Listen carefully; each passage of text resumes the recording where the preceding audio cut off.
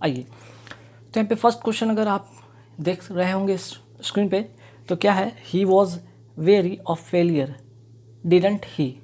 ठीक, अब यहाँ पे सबसे पहले क्वेश्चन पढ़ने के बाद दिमाग में ख्याल आता है, ये जो इस तरह का स्टेटमेंट जो लिखा जाता है, ठीक है, एक पॉजिटिव स्टेटमेंट होता है और उसके साथ एक नेगेटिव स्टेटमेंट आता है, इसे हम कहते हैं क्वेश्चन टैग। ठीक है, इस तरह के सेंटेंस को क्या कहते हैं, क्वेश्चन टैग, है ना। तो क्वेश्चन टैग का जो रूल होता है आपको समझना होगा। हालांकि अगर अभी तो इस वीडियो में पूरे क्वेश्चन टैग का रूल नहीं समझा पाऊँगा क्योंकि थोड़े से वो लंबे हो जाएंगे। फिलहाल आप इतना जान रखिए, अगर सेंटेंस पॉजिटिव हो, ठीक है, अगर पॉजिटिव हो तो क्वेश्चन टैग कैसा बनता है, निगेटिव। ठीक, अगर सेंटेंस निगेटिव हो तो जो क्वेश्चन टैग बनता है वो बनता है पॉजिटिव। ठीक है, बस इतना बात ध्यान रखिएगा। अब आते हैं एक इम्पॉर्टेंट चीज़। अब यहाँ पे he was very of failure didn't he, यहाँ तो सही भाई कि हमने इस सेंटेंस को देखा, ये तो पॉजिटिव है और हमें यहाँ चाहिए निगेटिव, ये सही है। बट आप ध्यान रखिए, यहाँ पे लिखा हुआ वॉज, आपका जो यहाँ पे वर्ब है वो है वॉज, तो वॉज जो है वही यहाँ पे निगेटिव जो स्टेटमेंट यहाँ पे क्वेश्चन टैग जो इसका बनेगा वो वॉज के साथ बनेगा, ना कि डिड के साथ। तो वॉज के साथ जो बनेगा इसका वॉज नॉट को कॉन्ट्रैक्ट करेंगे यहाँ पे, और जो इसका सब्जेक्ट यहाँ पे जो सब्जेक्ट रहेगा उसी के अकॉर्डिंग यहाँ पे लिखाएगा। अगर यहाँ पे अगर किसी का नाम होता राम श्याम तो उसके अकॉर्डिंग वहाँ पे ही शी आप कर सकते थे, है ना। तो ध्यान रखिएगा। तो फर्स्ट क्वेश्चन का जो आंसर होगा वो होगा बी नंबर ऑप्शन होगी, वॉजंट ही। ठीक, और लास्ट में यहाँ पे क्वेश्चन मार्क का साइन जरूर लगाएंगे। ठीक है, तो फर्स्ट क्वेश्चन आपने फर्स्ट रूल सीखा। चलिए अब आते हैं नेक्स्ट क्वेश्चन पे। जब सेंटेंस से यहाँ पे पढ़ते हैं कि what you have been doing since the workshop last month, जब सेंटेंस पूरा पढ़ते थे एक यहाँ पे चीज़ दिखता है वो होता है क्वेश्चन मार्क। अगर क्वेश्चन मार्क है तो सेंटेंस क्वेश्चन मार्क वाला बनेगा। अगर क्वेश्चन मार्क वाला अगर होगा तो यहाँ पे व्हाट के बाद जो है WH क्वेश्चन के बाद आपको यहाँ पे कोई भी सब्जेक्ट के तौर पे यहाँ पे ही सी इट नहीं होगा। ठीक है, कोई भी नहीं होगा, बल्कि क्या होगा यहाँ पे, ये जो है आपको हैव को आगे लाना होगा, हैव को आगे लाना होगा। ठीक है, तो जब आप हैव को आप आगे लाते हैं, ठीक, तब जो सेंटेंस जो होगा हैव यू बीन डूइंग, है ना। अब ऐसा नहीं था कि हैव के बाद तो यहाँ पे यू आपको दिखा, यहाँ भी यू है, बट यहाँ पे ध्यान कि सिंस की बात होती है, सिंस फॉर का जब यूज होता है तो एक कंटिन्यूटी की बात होती है, और प्रेजेंट परफेक्ट कंटिन्यूस में होता है कि आपको हैज़ बीन या हैव बीन का यूज़ किया जाता है ना। तो यू के साथ आप सभी को पता है कि हैव का यूज़ होता है, और हैव बीन के बाद आपको यहाँ पर डूइंग होगा, मीन्स कि यहाँ भी सी नंबर ऑप्शन होगा, आप इसे टिक करेंगे। ठीक है, तो 2 क्वेश्चन 2 रूल सीखा आपने। आते थर्ड वाले में क्या ऐसा रूल दिखने वाला है। चलिए, किड्स से, किड्स कोई व्यक्ति का नाम है, वो कहता है the idea very well in this poems. ठीक है, सेंटेंस पढ़ने में बहुत अच्छा लगा, चीज़ें समझ में भी आ गई, लेकिन कई बार छोटी छोटी चीज़ें होती हैं जो कि आपको जानने लायक होते हैं और वहीं पे आप गलती कर बैठते हैं, है ना। सबसे पहले जानिएगा, फीलिंग की बात करते हैं। फीलिंग की अगर हम बात करें तो फीलिंग को क्या करते हैं, हम एक्सप्रेस करते हैं। ठीक है, लेकिन जहाँ हम बात करते हैं आइडिया का, ठीक है, जहाँ हम बात करते हैं आइडिया का, वहाँ पे हम क्या करते हैं, डिस्क्राइब करते हैं। ठीक है, क्या करते हैं, डिस्क्राइब करते हैं। जब हम सेंटेंस तो पढ़े तो भाई यहाँ पे सारी चीज़ें बहुत समझ में सिंपल लग रही थी, सही लग रही थी, लेकिन जैसे ही मैंने एक चीज़ आपको बताया होगा कि जब फीलिंग हो तो वहाँ पे एक्सप्रेस जैसे वर्ड को यूज़ करते हैं, और जहाँ आइडिया वहाँ पे डिस्क्राइब जैसे वर्ड यूज़ करते हैं। यहाँ पे मुझे दिखा आइडिया, यहाँ पे क्या दिखा, आइडिया, तो आइडिया के लिए हम क्या करेंगे, सेज नहीं करेंगे। ठीक है, क्या करेंगे, आप यहाँ पे डिस्क्राइब लगाएंगे, मीन्स कि बी नंबर ऑप्शन होगा। क्लियर, आप बी नंबर ऑप्शन पे टिक कर लेंगे।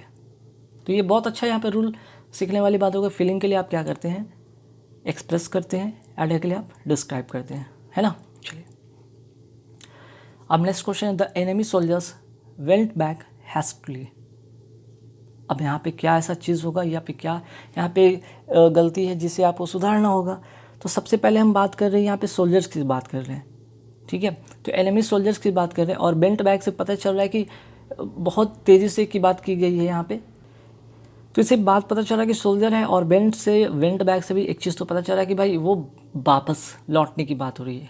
ठीक है, जब हम बात करते हैं सोल्जर्स का, तो सोल्जर्स वाले टर्म में हम क्या करते हैं, बेंट बैक यूज़ नहीं करते हैं।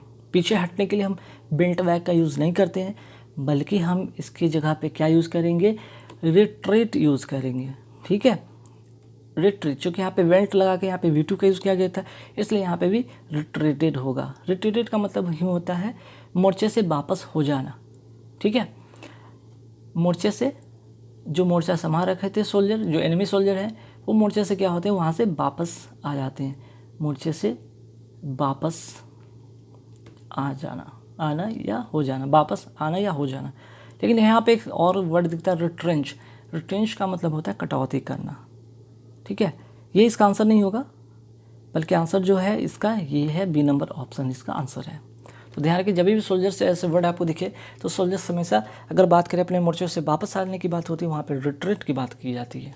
क्लियर, चलिए अब आते हैं फटाफट नेक्स्ट क्वेश्चन पे। नेक्स्ट क्वेश्चन है बहुत इंपॉर्टेंट, बहुत ही रूल बेस्ट रहता है ये क्वेश्चन। जब भी यहाँ पे नो सुनर दिखे, ठीक है, नो सुनर जैसे ही दिखे, आपका जो कंजंक्शन जब बनेगा, ठीक है, जो कंजंक्शन बनेगा वो क्या बनेगा भाई, सीधे सीधे आप जाने दैन बनता है। ठीक है, एंड नहीं होता है। जब भी नो सुनर रहे और इसके साथ जब कंजंक्शन यूज़ की बात करते हैं तो नो सुनर के साथ दैन का यूज़ करते हैं। ठीक है, कई बार मैंने प्रीवियस ईयर कई ऐसे बहुत सारे ऐसे मैंने वीडियो बनाए थे जिसमें कि आपको इससे रिलेटेड रूल आपको सिखाया था, no sooner dot dot dot than का यूज़ करते हैं, है ना।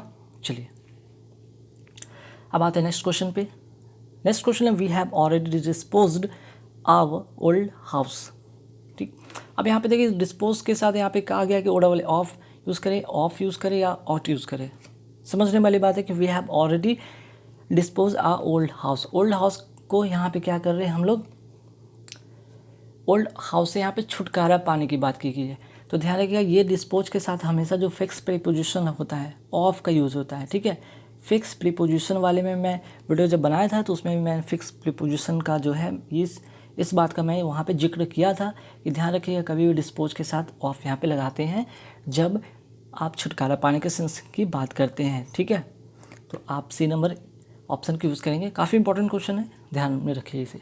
ठीक, अब चलिए आते हैं नेक्स्ट क्वेश्चन फिर से आपके सामने आया, और ये फिर से क्वेश्चन देखने से लग रहा है कि यहाँ पे एक पॉजिटिव सेंटेंस है और यहाँ पे नेगेटिव स्टेटमेंट जो कि लास्ट में क्वेश्चन मार्क जैसा लिखा हुआ है। तो जैसे कि ऐसा क्वेश्चन दिखता है, सेंटेंस दिखता है, वो क्वेश्चन टैग का सवाल होता है, क्वेश्चन टैग का सवाल होता है। अभी पहले वाले क्वेश्चन को मैंने बताया था कि ऐसे ही बनता है। ठीक है, तो सेंटेंस पॉजिटिव हो, क्वेश्चन टैग नेगेटिव, अगर सेंटेंस नेगेटिव हो तो क्वेश्चन टैग पॉजिटिव। तो यहाँ पे सेंटेंस क्या है भाई, पॉजिटिव, तो क्वेश्चन टैग क्या बनेगा, नेगेटिव, जो कि यहाँ पे है पॉजिटिव, ये है गलत। तो हम क्या करेंगे, चूँकि और यहाँ पे बताया जो वर्ब होगा वो तो वर्ब वो होगा, उसके साथ नेगेटिव नॉट का यूज़ करेंगे, और जो यहाँ पे आपका सब्जेक्ट के तौर पे जो भी ही सी इट नेम है वो यहाँ पे लिख देंगे, और लास्ट में क्वेश्चन मार्क लगाएंगे, मीन्स कि कांट वी होगा। ठीक है, we can buy anything in this shop, can't we, last में क्वेश्चन मार्क, मीन्स कि बी नंबर ऑप्शन होगा इसका करेक्ट आंसर। ठीक है, चलिए नेक्स्ट क्वेश्चन है। जैसे इस सेंटेंस को देखते हैं तो आपको एक स्ट्रक्चर इससे याद आता है। ठीक है, if plus subject plus had plus verb का third form dot dot I, means कि यहाँ पे आई के जगह पे आप सब्जेक्ट लग सकते हैं, वुड लिख सकते हैं, वुड नॉट प्लस हैव और वर्ब का थर्ड फॉर्म।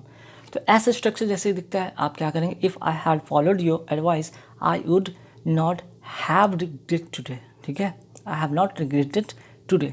तो इस स्ट्रक्चर के हिसाब से जो होगा ऑप्शन नंबर सी इसका करेक्ट आंसर होगा। ध्यान रखिए, स्ट्रक्चर को आप जरूर दिमाग में रखिएगा, कई बार इससे रिलेटेड क्वेश्चन एग्जाम में बनते हैं।